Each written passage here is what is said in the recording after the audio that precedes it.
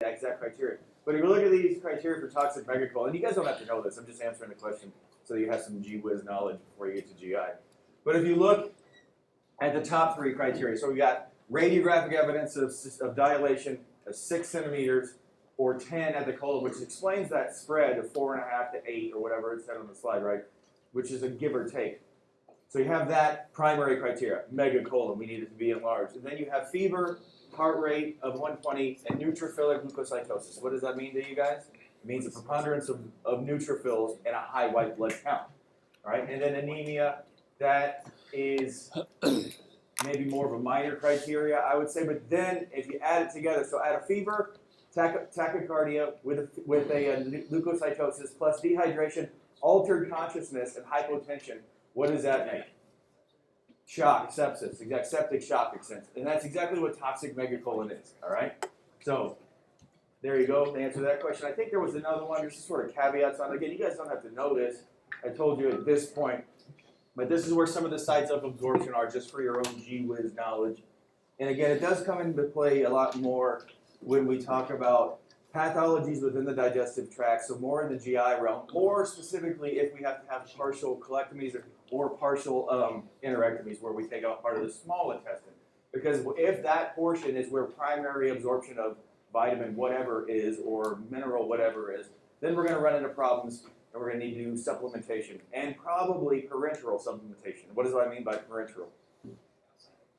Outside of the GI tract. So injections, most likely, right? Because why? If we're waiting for an enteral absorption, meaning through the gut, and we don't have that section of the gut, then we're not going to be able to absorb it. So we got to give parenteral, okay?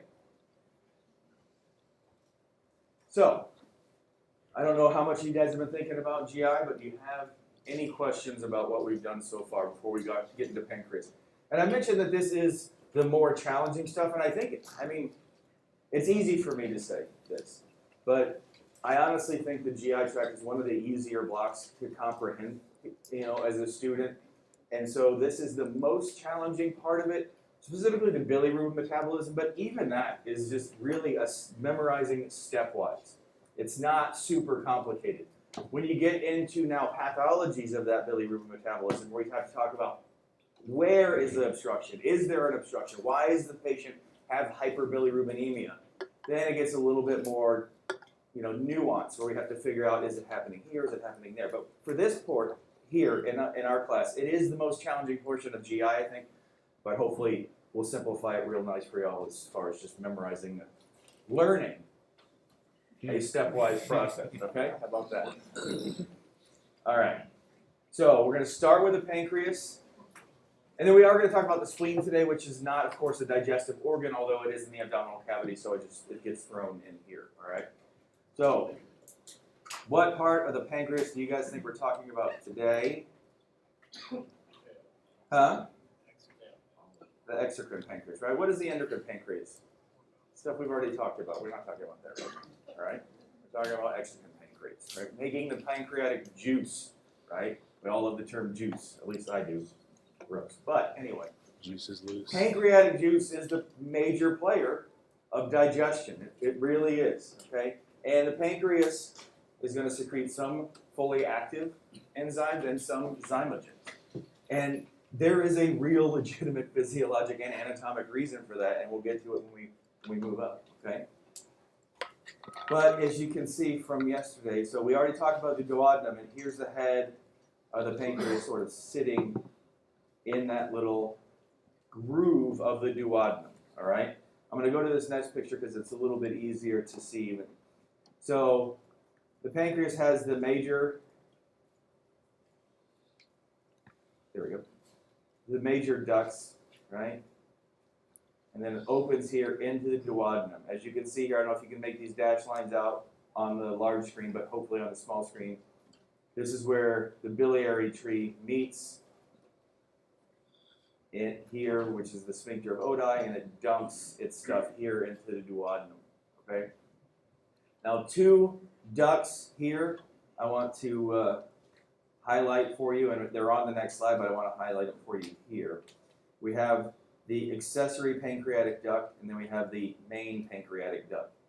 The easiest way to remember it for me is that the accessory duct is eponymously named Santorini, okay?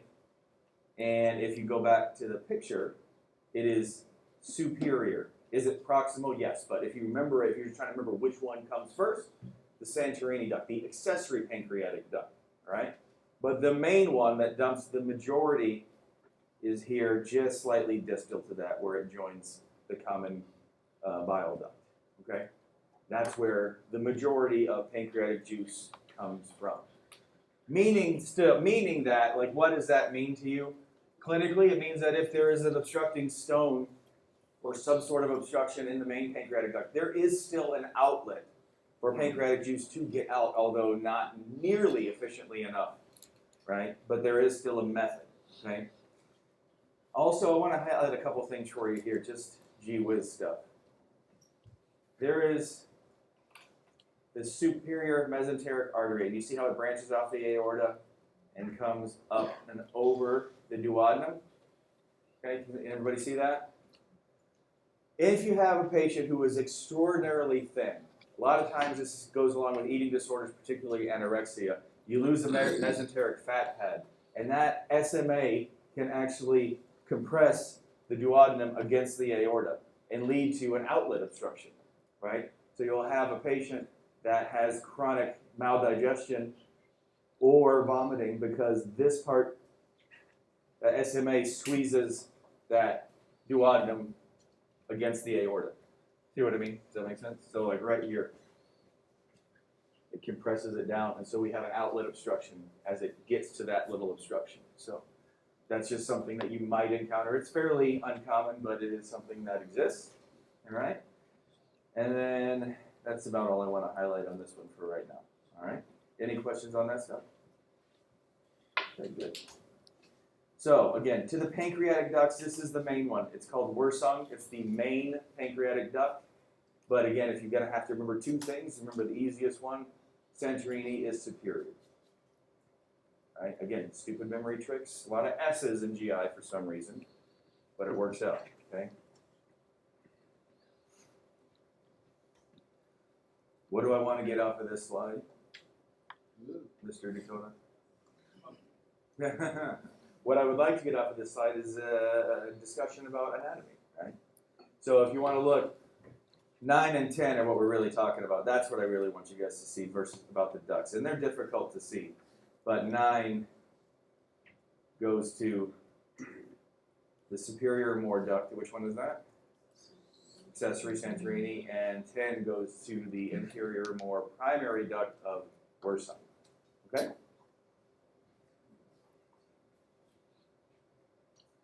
Pancreatic juice. All right? Pancreatic juice is alkaline by nature. And why?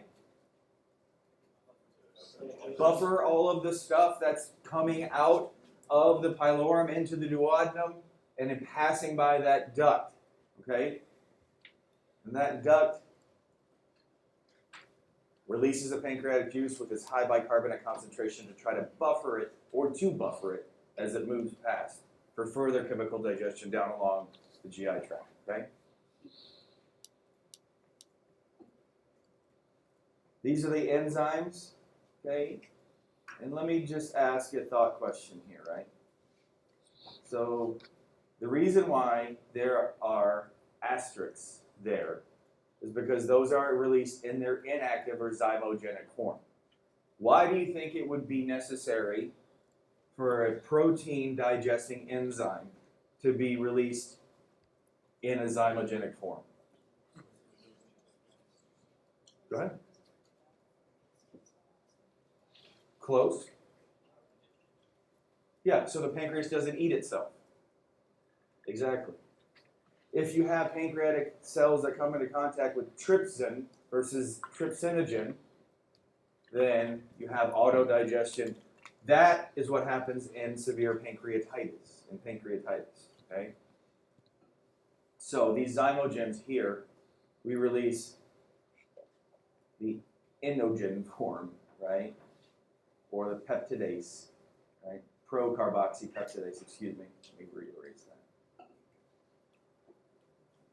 So proelastase, so that allows the pancreas to not eat itself, to release those digestive hormones, and then they are activated in the gut, in the duodenum, by something called enteropeptidase. It's not in there because you don't need it. It's also called enterokinase.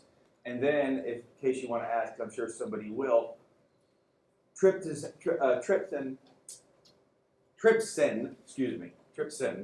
is then acts to further activate the rest of these hormones, the rest of these enzymes. So enteropeptidase activates trypsinogen into trypsin, and then trypsin works on the rest of them to activate them.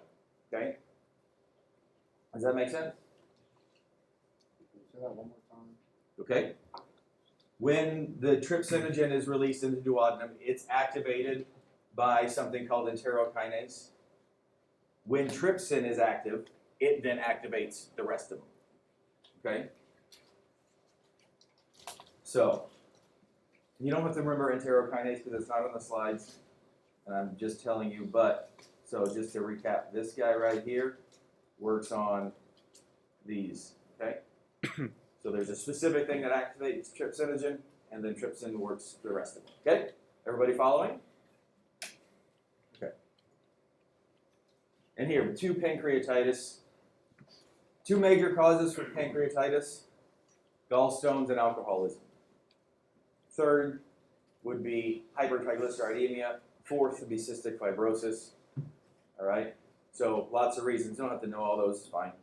But what happens is exactly what we talked about. And it become, there's various gradations and severities of pancreatitis. You'll learn those later. For now, just understand that essentially that's the key of secreting a zymogen, is that it doesn't eat itself. Okay?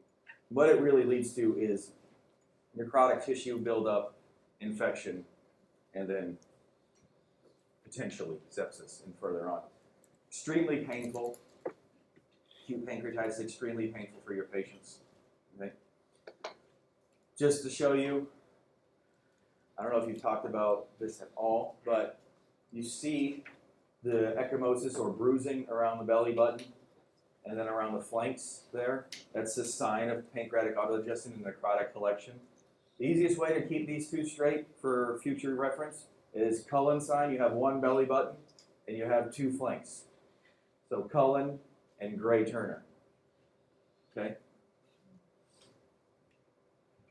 Most people have one belly button. All right, that's the pancreas. We're gonna recap a little bit of that when we get to gallbladder, but for now we're gonna move on to liver. Any questions? Okay. Yes. Is this like a pretty quick diagnosis, or is this something that? Pancreatitis? Yeah. The acute pancreatitis, does it develop over a long period of time, or is it something? No, it can be fairly sudden, depending. Like if you have like gallstone pancreatitis, right? If you have a sudden obstruction of that common bile duct where it dumps into the duodenum, then you have all of a sudden we have a backflow and then we have a sharp increase in pain. That stuff, that like Cullens and Gray Turners are fairly severe signs, like pretty late signs, right? So if you're waiting for those to occur, you're not going to see them until somebody's pretty advanced. But ultimately, what brings that patient is like this huge, all of a sudden, left upper quadrant and epigastric pain. And then they're like kind of sitting, like leaning forward, because when they lay back, it hurts a lot more. So it's kind of obvious. And then if you see if they have a history of gallstones or history of alcoholism, it becomes even that much easier. But yeah. So, and then, when you get into like ClinLab and stuff like that, we draw pancreatic lipase and amylase levels, and if they're elevated, then kind of easy, and then you degrade it from there. But it kind of presents pretty. I mean, this differential diagnosis for abdominal pain is huge. You guys will learn that, but it's pretty straightforward, I think. Any other questions? Okay. All right, the liver, right here, right? Right here. Okay, right upper quadrant stuff. We think about liver, gallbladder. Okay. Divided into two lobes by that piece in the middle. Anybody? Right? The falciform ligament, right? Cuts it sort of in half. And then This is unique because we have another portal system. This is, in fact, the main portal system in the body, right? We have the hepatic portal system. So it gets oxygenated blood. Clearly, the liver cells themselves need to be fed and nourished. And then the portal system, what do we talk about with the portal system? It brings back from the gut, from everything we talked about yesterday, basically, through the splenic circulation, brings back all those products of digestion through into the liver for storage, for cleaning, for phagocytosis as necessary, then back into systemic circulation for delivery. Okay? Gallbladder hanging down just underneath it. All right? So two linked organs. This represents essentially the splenic and then the portal circulation. So the splenic circulation, the easiest way for me to communicate this to you, the easiest way to remember it, is the splenic circulation is essentially everything that's coming back to the portal system. So all the stomach veins, all the veins coming from the intestines, and then that middle portion, that really doesn't show up very well. Let me go to yellow, sorry. Then this middle portion is the portal vein itself, which is going into, whoa.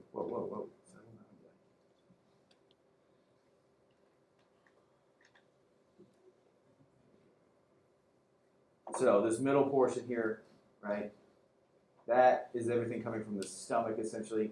This is everything coming from the rest of the gut. And then this is the portal vein, the hepatic portal vein going into the liver, okay? Now, if you want to note a couple of things here, which we can talk about pathologies, if you so choose, what we have here, if you notice, if you have a high degree of obstruction, or if you have non-compliance in the vessels in the liver proper, right, within the liver, from, say, cirrhosis or hepatitis or something like that, where is that black flow going to go to? Everywhere, right? Everywhere subsequent to that. But, has anybody ever heard of esophageal varices? Did I talk about them? Yeah. So, right here, if you have a high degree of, obstruction here, let's say this patient has cirrhosis. So these, you have scarred tissue down, and these vessels are not compliant. So they're not allowing flow. You're getting backflow now. What you get here is backflow through this gastric vein and up around here in the the lower esophagus. And that's the development of esophageal varices, which are varicose veins, just like hemorrhoids, but in the esophagus. And those things become very friable, and they bleed a lot. There's high morbidity and mortality associated with bleeding of esophageal varices. But does that physiology sort of make sense? Regardless of the actual pathology within the liver, the non-compliance, right? Blood can't flow very easily, so it kind of goes back. And that's one of the places it goes back to, okay? Other things that happen when you have a non-compliant liver is a lot of this blood sort of third spaces, and then that's when you get that ascites, right? Remember the ascites we showed, okay? Here's another picture. These are just multiple pictures of the same concept. If you remember, the splenic circulation is essentially returning nutrient-rich blood from the gut to the portal circulation. That's the main takeaway. But I always put these other ways because sometimes it just helps visual learners if it is captured in a different way. All right, so nothing new on either of those slides, just different ways of looking at the problem. Okay, any questions on that one? Okay, so liver functions. All right, we talk about liver function. Who here has drawn lab before and talked about liver function tests, right? When you look at liver function tests, a lot of times people are talking about alanine, AST, ALT, I'll just say it that way, and alphos. Those aren't really liver functions. Those are transaminases. Those have a physiologic function in the liver. The real functions of the liver are what we're going to talk about now. Making proteins, storing and utilizing carbohydrates, metabolizing fats, metabolizing vitamins, so on and so forth. So true liver functions test, the liver function test as a lab is sort of a misnomer to a certain extent, okay? So more to follow on that. But we've talked about these processes, have we not? Glycogenolysis and glycogenesis, right? Depends on our plasma glucose. What do we need? Do we need glucose or do we need to take it out of circulation and store it? Okay? Go back to red, sorry. Makes cholesterol, synthesizes lipoproteins. We've talked about some of these things. Right? Deamination of amino acids, meaning what? Meaning basically taking the nitrogen and making waste products, which then helps us form urea. Right? We measure urea by blood urea nitrogen, BUN. Plasma proteins, especially albumin. Okay, so albumin, if you look at total protein and then albumin fractions in the lab that is referred to as the liver function test, that is a real liver function. Right? Also makes fat coagulation factors. Okay, so liver disease comes with a whole host of coagulopathies and coagulation disorders. So very important organ, right? And I think I preemptively put something in here because I'm pretty sure somebody's going to ask me, what does urea have to do with disposal of ammonia? All right. So it's the urea cycle, okay? The urea cycle. So basically, it takes some proteins, some amino acids, and it takes ammonia and turns it into ammonia, which can then be excreted safely, right? So buildup of ammonia, hyperammonemia, is something that happens often with patients with chronic liver disease, especially long-term severe cirrhosis, right? So basically, this is it. If you guys want to talk about the biochemistry of it, I would encourage you to go talk to Dr. Johnson about it, because I don't want to talk about it, nor can I really explain it other than the basics of what it is, okay? So, but that's what it does. The urea cycle takes urea and forms urea to help dispose of ammonia, which is far, far, far more toxic, okay? Processes, drugs, and hormones. We all talk about hepatic and renal excretion of drugs. We'll discuss that a lot with pharmacokinetics and biochemistry, and of course in pharmacology. Right, it really has to do with lipid solubility, which one goes in which direction. Okay. And let's see, excretion of bilirubin. This is what we're really going to talk quite a bit about. Bilirubin being a breakdown product of heme, the heme protein in our blood cells. All right. I had told you guys what senescent means, right? Old, useless, ready to die. Yeah. Yeah. Old, like ready to be recycled. And so we don't just dispose of our old red blood cells, we recycle their parts and their components to maintain oxygen carrying capacity, recycle, make heme again so we can continue to carry that oxygen around. All right?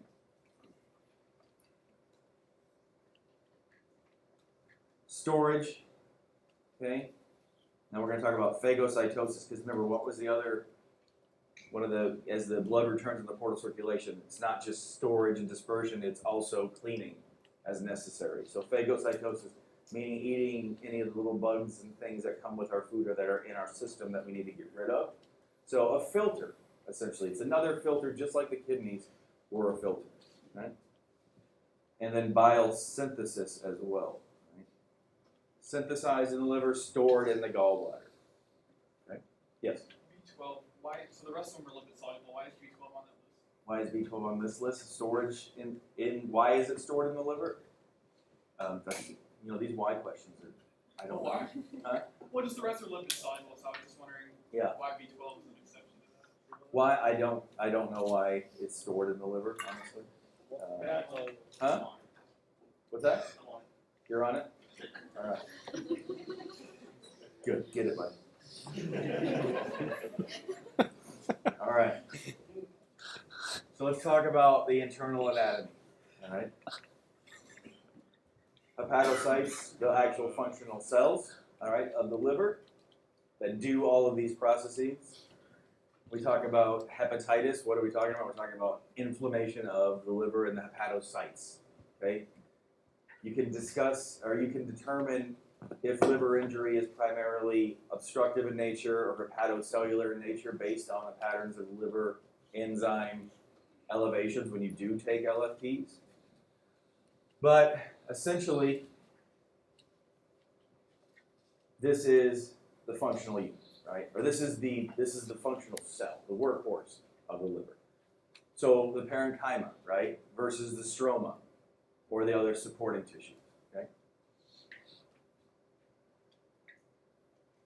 Sinusoids. Talk about what these are. I'll show you a picture here. But essentially, remember back to the circulation and the types of capillaries. We're going to talk about sinusoidal capillaries now. Right? We talked about fenestrated capillaries in the kidney. Now we're talking about much more open, porous, huge openings of the sinusoidal capillaries, just based on what the liver has to do and how it has to do it. Okay. I want to talk about Kupffer cells. These things live in the sinusoids, and I'll show you a picture next, so don't worry. But these things, basically, they look like little amoebas, swirling around, eating stuff that doesn't belong there, okay?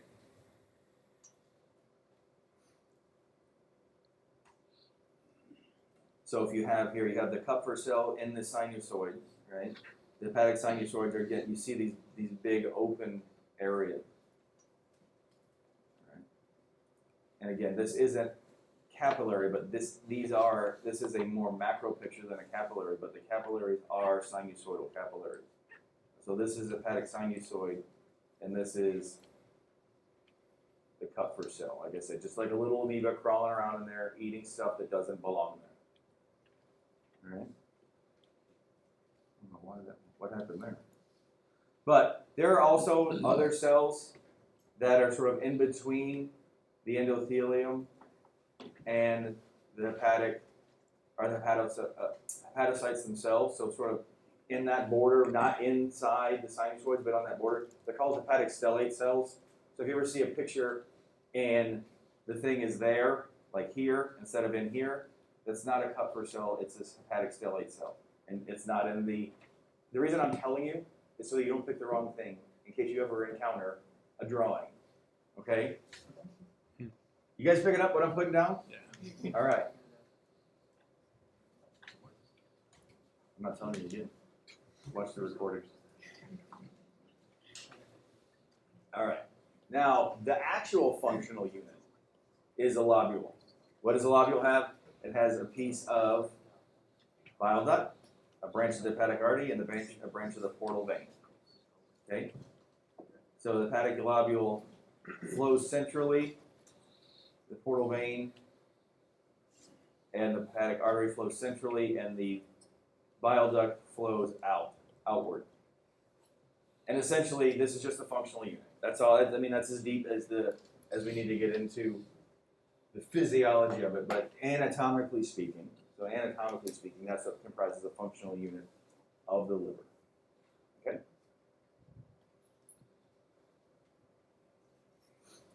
Alcoholic cirrhosis, we talk about, essentially it's an obstructive disease. You get scarring of the tissue, of the death of hepatocytes, scarring of the tissue, which leads to blockage of those biliary trees and those biliary canals. And then that leads to increased congestion within the liver, and then lack of blood flow, lack of bile production, and the farther and farther that cirrhosis gets, the more out of whack those liver functions go. So the synthesis of proteins goes down. The ability of the urea cycle goes down. So we have increased ammonia buildup. The synthesis of coagulation cascade factors decreases. Okay, so all of those liver functions go awry. Alcoholic cirrhosis, like a true definition, when you get to the diagnosis of cirrhosis, you're talking about like end-stage liver disease, if you will, right? Essentially a non-functional liver. And that's what it's on here. Hepatic encephalopathy, just so that you know, when you get that accumulation of ammonia because of a lack of urea production, and you get hyperammonemia, that ammonia can cross a blood-brain barrier and cause hepatic encephalopathy.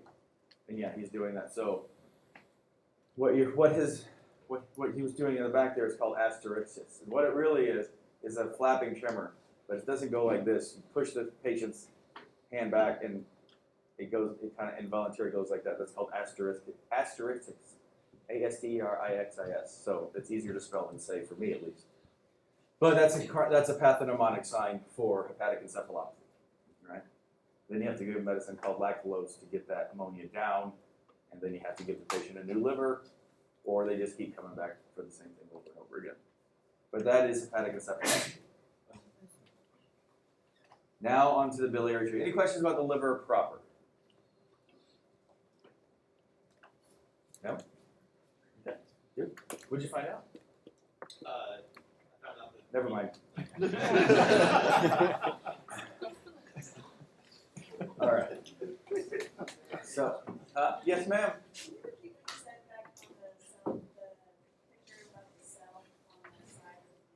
Yeah. Okay. You mean the hepatic stellate cell versus the? Yes, I will. Stellate. So star-shaped stellate cell, hepatic stellate cell. Yeah. Those stellate cells have a different function. They're on the outer wall of the vessel by the actual hepatocyte versus inside, crawling around inside the large sinusoids. The ones crawling around inside the large sinusoids, like I said, they look like amoebas. Those are the Kupffer cells. Okay. The other hepatic stellate cells, we don't need to focus on those. Okay. But just understand that, again, I'm not trying to give you anything. But if you do look, like it's the same thing I told you about with the nephron. If you look at, you're going to see two cells that look relatively similar because they both have these pseudopods and, they're star-shaped. One does one thing, one does a completely different thing. I just want to call your attention to it, all right? Does that make sense, everybody? All right. Now, biliary tree. Okay, so we're talking about the biliary tree. Now we're talking about everything essentially from the biliary ducts from the liver, the biliary duct from the gallbladder itself, down to the common bile duct as it meets with the pancreatic duct and then dumps in the duodenum. Okay? So the biliary tree, we have the right and left hepatic ducts. Okay? Then we have the common hepatic duct, and there's a clearer picture, so don't worry. The right and left hepatic ducts as they come out of the liver. Then the common hepatic duct as they join and form one single duct. That one meets up with the cystic duct from the gallbladder, and then it becomes the common bile duct. Okay? So left and right hepatic ducts, common hepatic duct meets the cystic duct, and then common bile duct. Okay? And again, there's a better picture coming up, so just take it for what it's worth for right now. Okay? But as you can see, this is a better picture here. This is where they join up, and they join together, and they dump here into the duodenum for digestion. Okay? So talk about bile itself first. So we know emulsification, right? It's a waste product. It has other products that need to be excreted, other waste products, but it also emulsifies fat, right? That's the main thing. And what stimulates the release of bile? Cholecystokinin, right? Called cholecystokinin. So if you look, it's other things, bilirubin, hormones, meds. There's going to be urobilinogen in it. There's going to be stuff that we just need to get rid of, but it also has the actual true physiologic function. So it's an excretory product, and it's also a digestive product. Okay? If you look, bile contains a lot of bilirubin and also cholesterol. So when you guys start to diagnose gallstones, the most common type of gallstones are cholesterol stones or bilirubin stones. All right. And then the lipids are bile acids. When the lipids conjugate, meaning get paired together with taurine or glycine, they become bile salts. Why is that important? It's important because when they are conjugated with those amino acids, they become more water soluble, so they are more active, okay, in the digestion of fats.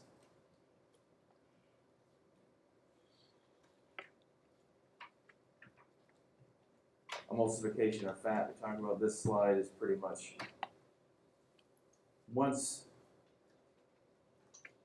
bile starts to emulsify the fats into smaller particles, then pancreatic lipase, remember our major player in fat digestion, lipid digestion, takes effect. Again, so the bile acids, think of it as creating the surface area, and then the pancreatic lipase really takes it from there to really digest further. Okay? Again, for your visual learners, we have fat lipids, bile salts surround them, turn them into the smaller particles that can then get uptaken by the cells, okay? Hyperlipidemia, what does that word mean? Too many lipids, right? Too much cholesterol, generally, is what we're talking about. And generally, what we're really talking about is too much LDL, although that's not always the case. Okay, but hyperlipidemia, one of the medicines that's used sometimes, oftentimes it's used for somebody who has had a cholecystectomy and they still have hyperlipidemia. But bile acid sequestrants, what's it sound like it's doing? Sequestering the bile acids. So if it sequesters the bile acids, then they're not able to do what they do. And what do? They emulsify and digest fat and cholesterol. So if we sequester the bile acids, then the fat doesn't get digested. It comes out in feces, and so we don't accumulate lipids. Does that make sense? So bile acid sequestrants is one of the ways. Now there are HMG-CoA reductase inhibitors, which are our Lipitor and so on. They are much more efficacious, but bile acid sequestrants still do have a significant role in clinical practice. Okay? So, any questions up to now? All right. Fair enough. Now, let's go through this. We're going to stay on this slide, and then we're going to go to the subsequent slides that explain it further, but we're going to explain it here together on this one. All right? This is bilirubin metabolism. All right? It is not as complicated as it looks. It's just a stepwise process, and it's hopefully going to be easy for you all to understand. But this is essentially the process from breaking down red blood cells in the heme, taking it through the steps, and then eventually excreting it into urine or into feces. Okay?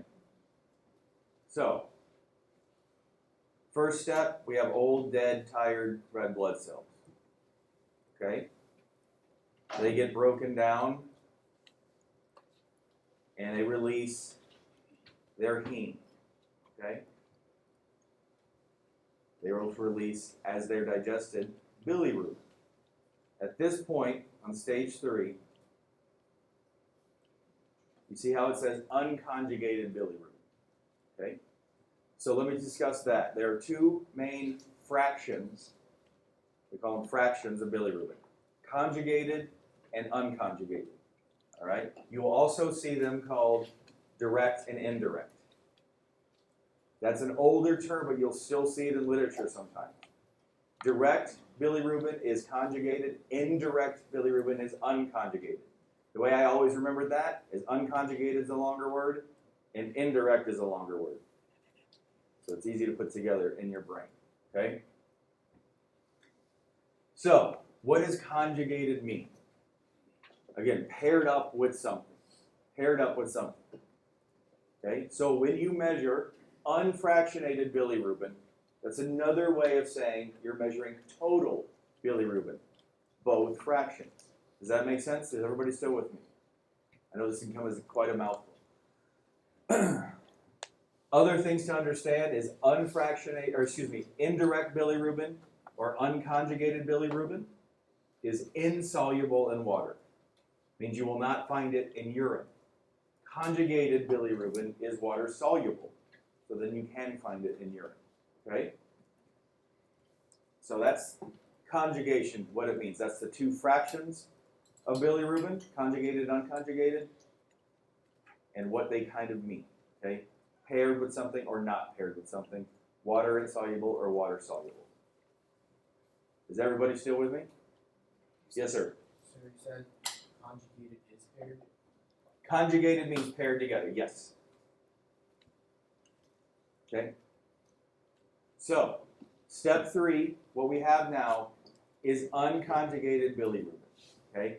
It's just floating around. It's not paired with anything. It's on its own. It's water insoluble. It can't really do anything with it. Okay? So, what happens? It's picked up by albumin as a transport protein. This is going to step 4 now. So, unconjugated bilirubin is grabbed by albumin and brought to the liver. All right? So we had Digested red blood cells made bilirubin. Bilirubin's floating around, albumin grabs it, now it's in the liver. We together? And again, if this isn't, we're going to go this step by step in the subsequent slides. So you can take as many notes as you want, or you can just listen at this point, because we're going to go all through it, just so you know. So, in the liver, it is conjugated together with this little guy called glucuronic acid. So as it gets married with glucuronic acid, it is now conjugated, and it is now water soluble. All right? Yeah? Okay. And if you're looking, just as you're looking at this diagram, you can see bilirubin, bilirubin. These little B's mean bilirubin, bilirubin. And then here at this point, we have Bg, which is bilirubin and glucuronic acid. So that's what these little things mean in the little air, in the little black boxes there. So we're on step 4. Is everybody still with me? All right. So conjugated bilirubin now goes down through the hepatic system into bile. Okay? And after bile, where does bile end up? In the gut, in the duodenum, right? Okay? So step 5 is fairly easy. Conjugated bilirubin gets put in the bile, bile goes into the gut. Right? All right. When it's in the gut, colonic bacteria cleave off the glucuronic acid and turn the bilirubin into urobilinogen. Right? Urobilinogen. All right? We've heard urobilinogen before. Okay? So that's where we get the Bg, right? When it gets to the gut, it just becomes bilirubin again until it becomes the U, which is urobilinogen. Right? Now this is where urobilinogen goes in a couple different directions. Some urobilinogen goes back to the liver to enter what's called the enterohepatic urobilinogen cycle. We're not going to get into that. Just understand that that means, because it is on this, I want to show you, it's on the slides and it's on this, so somebody's going to ask me. What that is basically just recycling of some of that urobilinogen back into bile for further excretion. Okay? So some of that happens with this little tiny pathway here. This other pathway here, some urobilinogen escapes the gut, goes back into circulation, makes its way to the kidneys, where it turns pee yellow. Right? We talked about in the renal block. Urobilinogen is what gives pee its yellow color. You guys remember that? No? Am I losing everybody? We're going to go step by step. All right. We're going to go step by step. I'm explaining the process here as a whole. Right? And then we're going to take it step by step. So just relax, everybody. All right. So now we have urobilinogen coming out in the urine. And what's left in the gut comes out in our feces as stercobilin, which is what makes it brown. Okay? Why is any of that important? Because clinical clues in urinalysis, in color of feces, can give us a clue about where an obstruction might be. If there's an obstruction, it can help us diagnose hepatic disease. All right? So, now that that's done, let's go one by one. All right? First step, more explanation in words. Red blood cells are digested, right? By macrophages, not by the gut, by macrophages, and it releases and breaks down the heme into bilirubin. Okay? If we have unconjugated, because it's unconjugated at this point, right? It's just in the bloodstream all by itself. If we have unconjugated bilirubin accumulation, we can get jaundice. What is jaundice? Yellowing of the skin. You guys might see this. It's something called Gilbert syndrome. It's a excessive unconjugated hyperbilirubinemia. It's actually benign. Is that important right now? No. Let's just stick to what we're talking about. All right. Now, bilirubin. This is why the Kupffer cells are also important, right?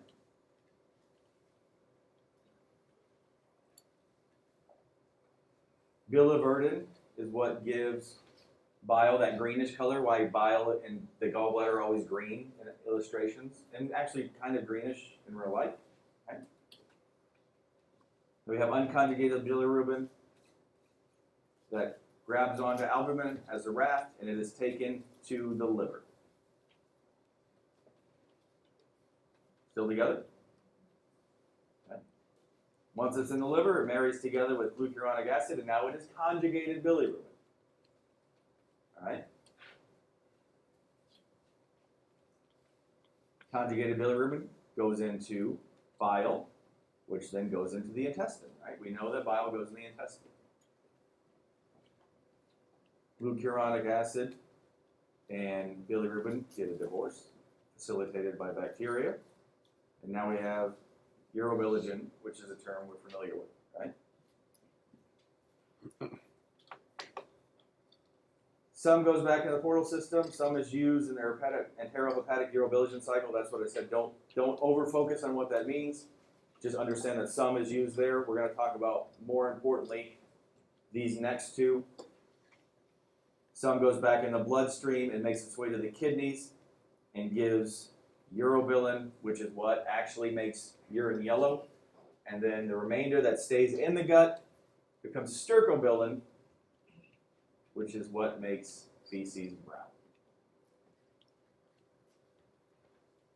There's no way you guys are going to, unless you are already familiar with this, I understand fully and intimately that there's no way you're going to take all of that in on the first pass.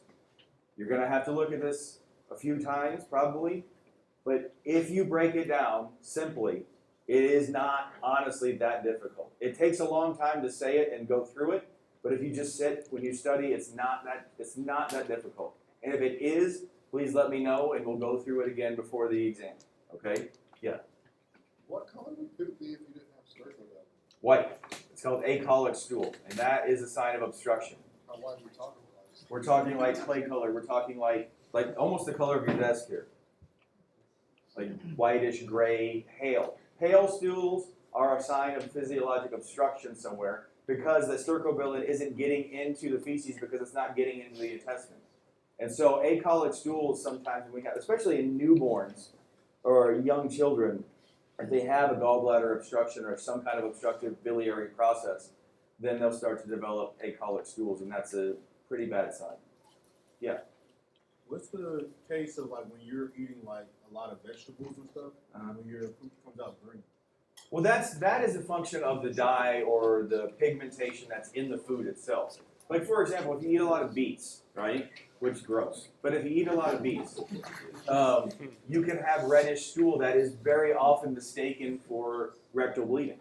So it's just a function of the dye. I mean, honestly, this is a stupid example, but if you want to talk about green, like St. Patty's Day, you drink a bunch of green beer, your poop's going to be green. You know what I mean? It literally is just the excretion of the dye or the pigmentation.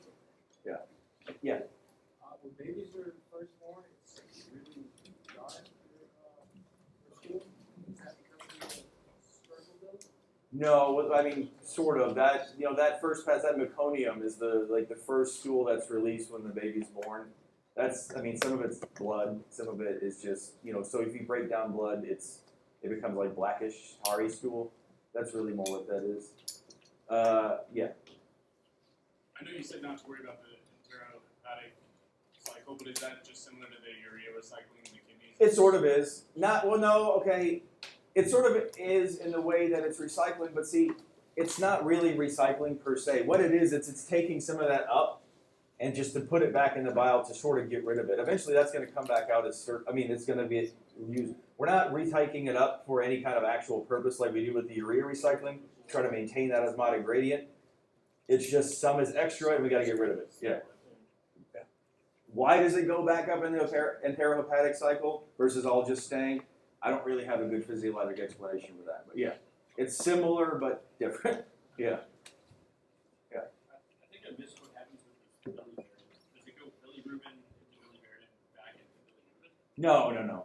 It's this, when some of the bilirubin gets broken down, when the heme breaks down, right, we have biliverdin, which is greenish, right? And then when we have biliverdin, the biliverdin is reduced to unconjugated, but there is a more, how do I say this without confusing it? There's more to it than these little simplified steps, okay?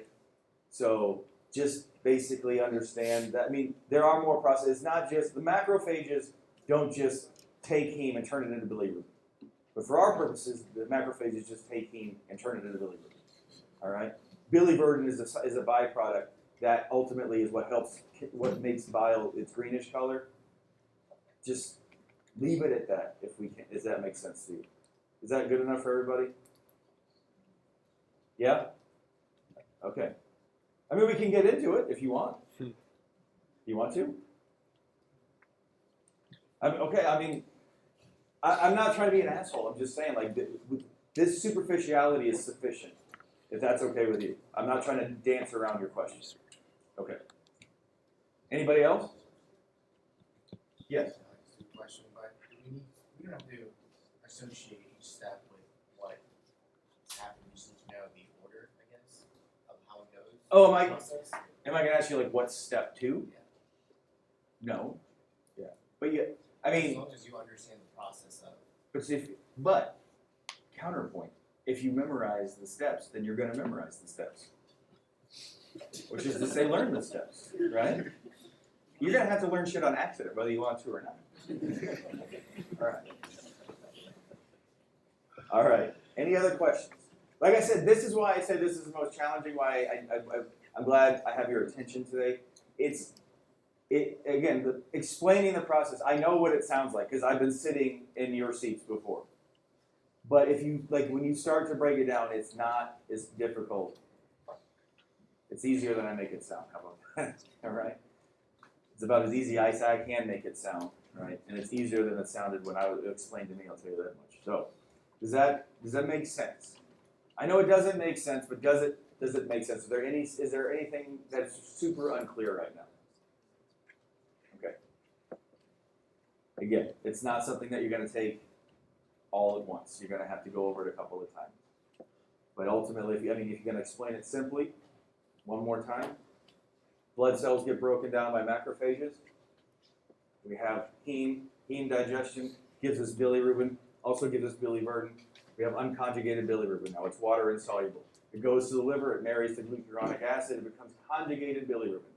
It goes down into the gut. Bacteria take off the glucuronic acid and turn it into urobilinogen. Some of that urobilinogen goes in the enterohepatic cycle. Some of it goes into the kidney to become urobilin, yellow pee. Some of it stays in the gut to become stercobilin, brown poop. That's really it. Okay? Does that make sense to everybody? Okay.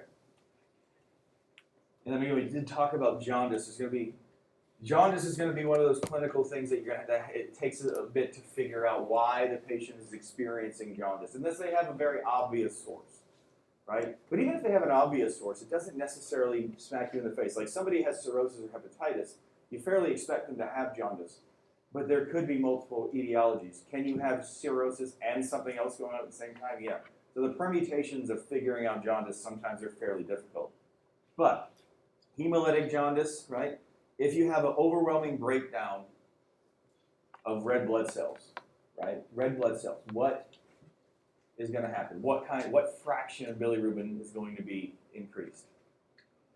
Unconjugated, right? You're overwhelming the system. This is something we call prehepatic jaundice because it's happening before the liver, right? So an overwhelming hemolytic anemia, sickle cell anemia, hereditary erythrocytosis, whatever, okay, will lead to unconjugated bilirubinemia. And you can measure that on labs. That's why I talk about the 2 fractions of bilirubin that show up on labs. Yeah. You said it was Prehepatic. So we define, and again, it's not on the slides. This is extemporaneous for you guys. We have prehepatic, hepatic, and posthepatic jaundice, right? Is it happening before the liver? Is it a liver problem? So is it an overwhelming factory problem? Is it a factory problem? Or is it an obstruction and delivery problem? That's the way I used to go for it, okay? Obstructive jaundice, this means, again, we have an obstruction to biliary outflow. Oftentimes, this can be due to a stone or any literal physical obstruction, okay? So a lot of times what we'll have here is the acolic stool, eventually, because if the bile isn't moving, that means it's not making its way down into the intestine, right? So with that, sir, with jaundice in newborns, what type of jaundice is most common? Physiologic jaundice, right? No, good. It's a great question. It is a good question. I just changed the slide because the answer's right here for it. You know what I mean? So it's more of a factory problem, right? Meaning intrahepatic. Conjugation process isn't fully developed in some newborns, and so it's facilitated by blue light therapy or ultraviolet light therapy to sort of help actually literally get rid of the bilirubin, okay? Depending on the level of jaundice. But what's this called? Anybody? Scleral icterus. Okay, scleral icterus. That is often the first sign of jaundice. Your sclera will turn yellow before your skin will. And as you can see in persons of color, sometimes it is harder even to observe jaundice, depending on the pigmentation of the patient sometimes. So that's when scleral icterus really becomes a key clinical finding, all right? Then you have, this yellow lady, she's pretty obvious, and then you have physiologic jaundice of the newborn here. Look, poor little guy. My conjugation doesn't do. Anybody? Yes, ma'am? So is jaundice more like acute issue? Is like chronic issue? It depends. It depends. It can be either, right? It depends on how fast it appears, right?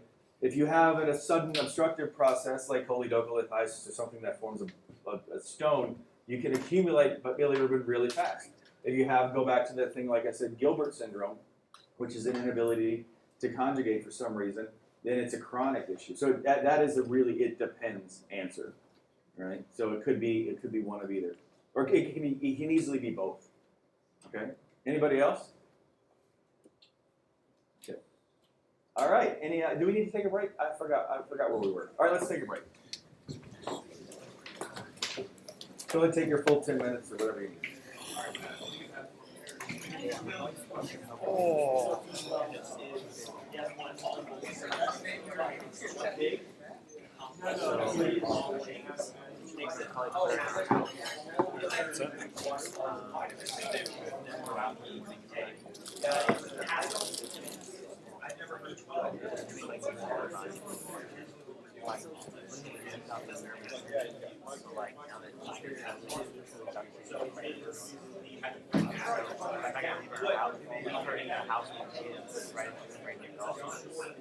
I can't leave her outside just because it's hot. Much as I need to stay, I'm just like looking her in the face right now. Like, you can't kill her. Because she would probably just she's so hot. She eats like really just twice a day.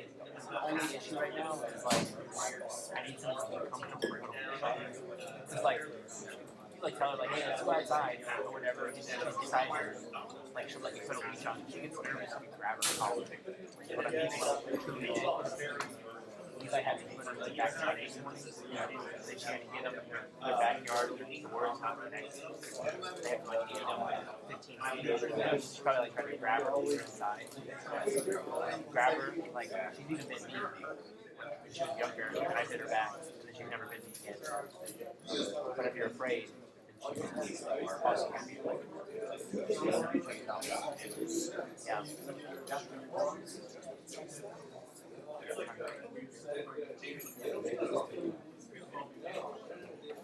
So I gotta try to leave by the back. They're probably saying, oh no, it's fine. It's like your kids are in the house. One of them gets her in the corner or something like that.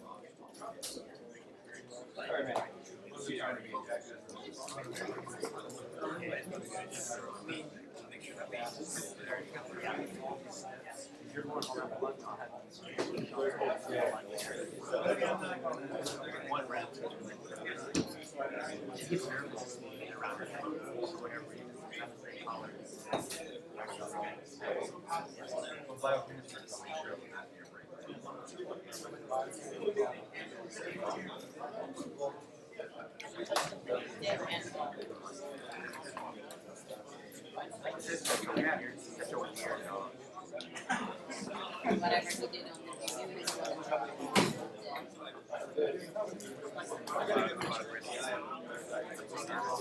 So you bought one? Nice. right now stuff that I Right.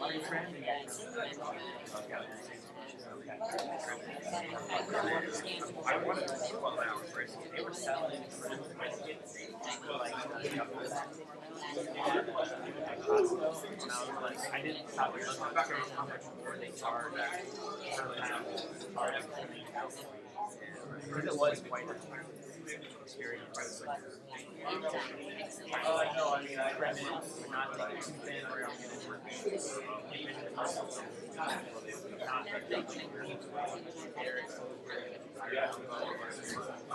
Yeah, I was pretty good. There was still that. I was like, you can start higher, but I wanted to do that. I just hope that's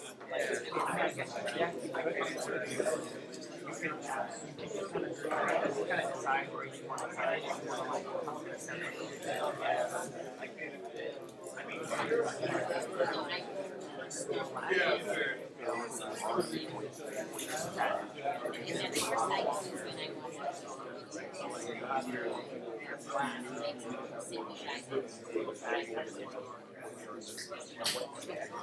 Never mind, I was thinking of taking her. It says flip the brisket over and make vertically cut across. Fruit fat. Where are you from? Fruit fat only. In between the if you trim the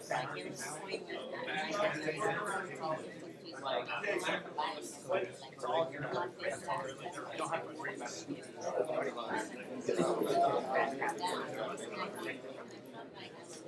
all that something is like you store it I guess in my hands yeah. I don't know brisket it wasn't like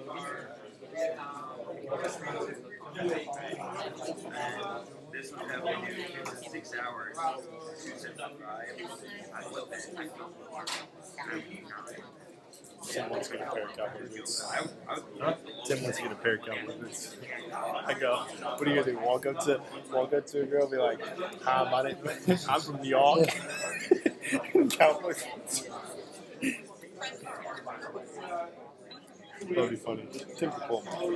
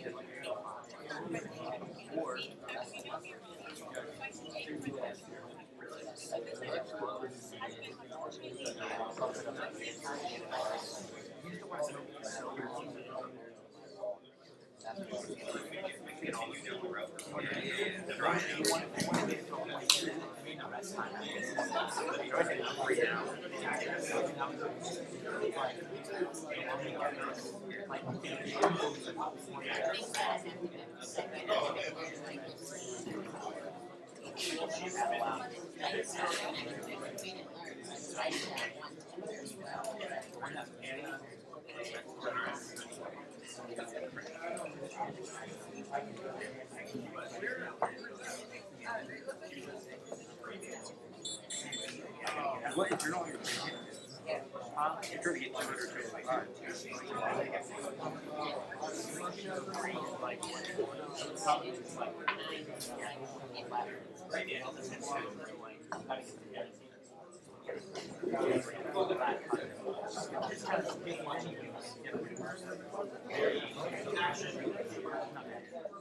So I'm trying to think how I want to do this.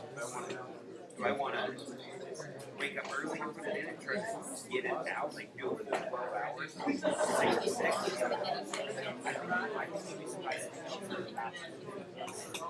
Which is fine. If I put it in at 6 a.m. tomorrow,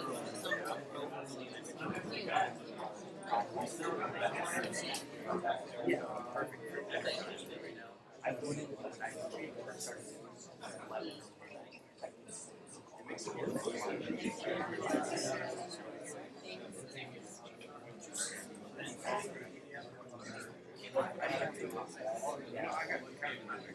I have bags.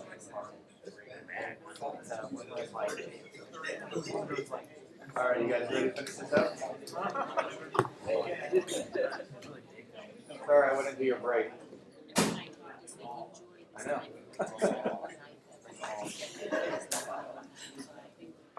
All right, anybody. Gallbladder. Okay, any questions about anything? You guys heartily discussing the enterohepatic urobilinogen cycle in the restroom, I imagine, right? Any questions? All right, good. Gallbladder, now. Gallbladder is easy. What does it do? It stores and concentrates bile. Right? The hepatocytes make bile, excrete it down the left and right hepatic ducts into the common hepatic duct, into the cystic duct that connects to the gallbladder. All right? Looking at important anatomy here, we have the ampulla of Vater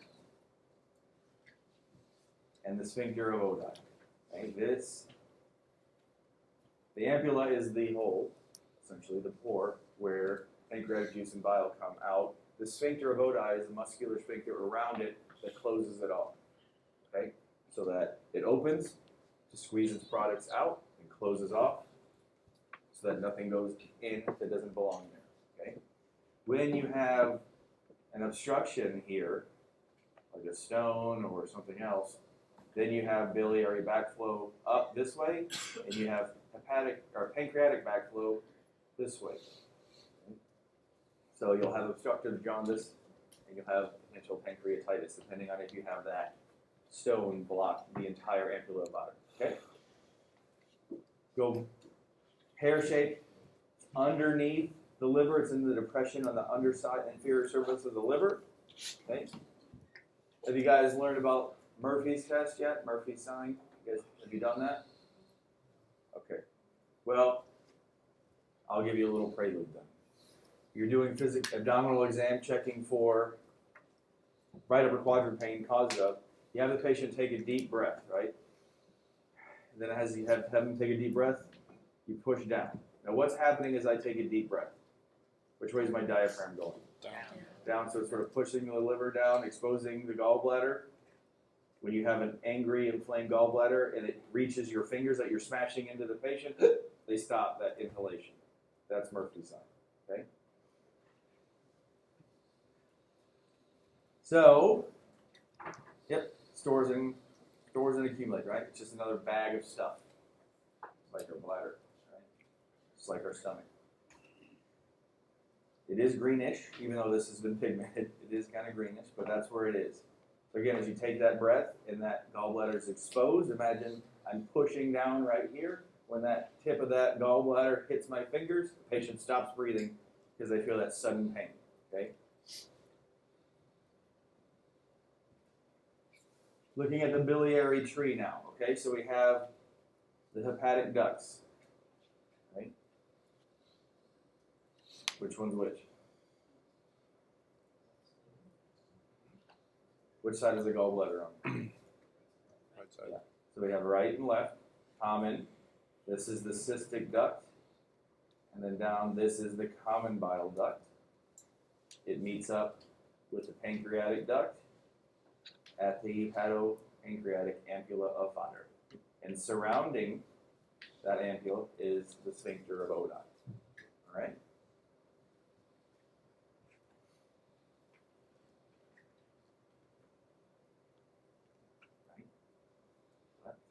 Because the gallbladder is on the right, right. Okay.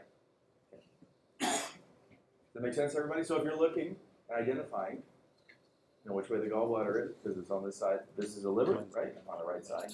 Gallbladder's over here, right, left. Okay. Why is the biliary tree so important, and why, I get asked this a lot, how can you still digest fats and lipids if you don't have a gallbladder? Well, remember, the gallbladder, all it does is store and concentrate bile. It doesn't make bile. Okay? So if we go back, if we take this gallbladder out, what do we still have? Biliary flow straight through and down, right? So you can live without your gallbladder, just not necessarily as concentrated. Now, this is an important point for you in the future, but same thing here. If you have an obstruction here, gallstone here or here, let's say it's here, wherever it is, in the cystic duct, do you think that that patient then, if you just a thought question for you, do you think that patient will experience obstructive jaundice? No. Or jaundice of any kind? No, because there's still flow, all right? So that helps you sort of distinguish where a gallstone might be. You have gallbladder disease, gallstones, accompanied by jaundice. You can kind of put together how far that stone has made it out. If there is no jaundice with biliary disease, now you're thinking it's just regular old gallstone. Okay, does that make sense? If you still have biliary flow, you're unlikely to have jaundice for any reason. Okay, and that's also, again, take that gallbladder out, still have biliary flow. Just some terminology. Lithiasis, as we talked about before, refers to stone. Chole refers to gallbladder, so that is stones in the gallbladder. Cholelithiasis. Presence of stones in the gallbladder, not necessarily pathologic. If they just sit there and don't do anything, it's fine. Okay? When they're expelled, or they make their way into that cystic duct, then they can cause what's called biliary colic, pain, right? What is colicky pain? It waves, comes and goes, right? And why do you think there'd be colicky pain with a gallstone? Because the gallbladder is squeezing, right? The gallbladder is squeezing, but it's squeezing against an obstruction, so it hurts. Okay? Now that stone might fall out. It might not fall out. And if it doesn't fall out, and then you get inflammation or infection of the gallbladder, now we have cholecystitis, right? And I know that's not on here. We're just talking now, guys. We're almost done. Cholecystitis, an infection of the gallbladder. Choledocholithiasis, now that stone, when we talk about choledocho, we're talking about the common bile duct. Okay? So we squeeze that stone past the gallbladder through the cystic duct and into the common bile duct now. Now we have a mechanical obstruction in the common bile duct. So what do you think a patient that has choledocholithiasis is going to look like? Jaundice, because we have biliary obstruction. Okay? We're into pathology now. We're not in anatomy and physiology anymore. Guys. Sorry, I saw a butterfly. We're just following. All right? And then if you have static fluid, because you have an obstruction in the biliary tree, in the common bile duct, now you have static fluid behind that obstruction. What is static fluid? Bad. What happens in static fluid? It forms infections. Now you have cholangitis. Now you have infection behind an obstruction, which sometimes we also consider an abscess, right? So you have an obstruction making its way up into the liver. Does that sound bad? Yep. And so we got to go get that stone and take it out. Okay? The darker ones are bilirubin stones. The lighter ones are cholesterol stones. Those are the most common. That's obviously a heavy stone burden. But again, in GI, you'll go down the pathway from biliary. Cholelithiasis is a simple presence of stones all the way down to ascending cholangitis, suppurative cholangitis, which is a real emergency. But that's just sort of the mechanism for it. Does that make sense to everybody? Just if there's an obstruction, if there's not. Simple for gallbladder, right? Bile comes from the liver, goes in the gallbladder, sits there, goes down. Just really learning the biliary tree is very important. I mean, you guys are going to encounter biliary tree stuff throughout your entire time here, every semester, up into including when you get to surgery and you get the abdominal section of surgery and emergency medicine. So learning the biliary tree is important. Okay. Any questions about it? Yes, sir. Through this. Huh? Down the hepatic ducts into the cystic duct, yeah. So again, when it's not squeezing, you're having flow going that way, right? It doesn't, but biliary flow is not coming down if you have why can't I think of the word now? Cholecystokinin, if you're squeezing the gallbladder, but it's going to make its way in there and at rest or without meals, yeah. Anybody else? Okay, again, spleen, kind of taking a left turn away from digestion here, staying in the abdominal cavity. Very brief explanation of the spleen. It's an encapsulated organ, all right? It has a capsule to help maintain its structure. It's mainly lymphoid and hematopoietic, all right? Hematopoietic, right? So where is the majority of blood cell creation? In bone marrow, right? If you have sort of a disruption of medullary hematopoiesis in the bone medulla, then you get what's called extramedullary hematopoiesis, and the majority of that takes place in the spleen and also in the liver to a lesser extent. So why do I even tell you that? Just consider the spleen to be lymphatic and blood, okay? And which one do you think does which? Red is blood, white is lymphoid tissue. And that's almost universally true, okay? It's definitely enough for here. So there's a picture of the spleen. It's not really purple. There's a picture of the inside of the spleen, just so you can sort of see the anatomy, all right? But in the lymphoid tissue is very rich with these macrophages, again, because we're cleaning the blood. It's another filter, all right? It's a filter of lymphatic tissue. It's a filter of blood. So it's just another filter, all right? Microanatomy of the spleen is not that concerning to me. But again, the white pulp really does the lymphatic tissue, and the red pulp, it filters the blood. Generally, that's what the spleen is supposed to be doing, filtering the blood. When again you have a disruption in bone hematopoiesis, then we have an uptake in production of red cells outside of the bone marrow, and one of the main producers of those cells are in the spleen. But under physiologically normal conditions, splenic hematopoiesis is very, very, very, very low. It's mostly just a cleaning function to take out senescent red blood cells and old things, old platelets, stuff that doesn't belong in the blood anymore. Does that make sense to everybody? Okay? Under normal conditions, it should just be filtering. Under abnormal conditions, it's making and filtering. Okay?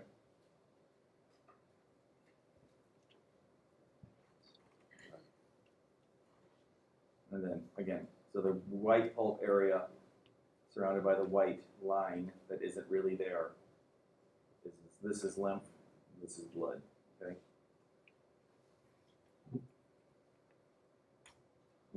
So let me ask you a question. Has anybody heard of splenomegaly? What does that mean to you? Enlargement of the spleen. So imagine now the spleen is physiologically hyperactive, hyperproductive. It's making red blood cells because we have some sort of abnormality going. Splenomegaly is a result of that, right? So if you feel splenomegaly, a lot of times, yes, mono is one of them because it's active in the lymphoid system. But the other thing that you think about is some sort of neoplasm, usually some sort of lymphoma or leukemia, because lymphomas or leukemias are cancers of the lymph system or the bone blood in the bone marrow, which means that abnormality is now leading to the spleen picking up some of the slack. That's why you get splenomegaly with those kind of disorders.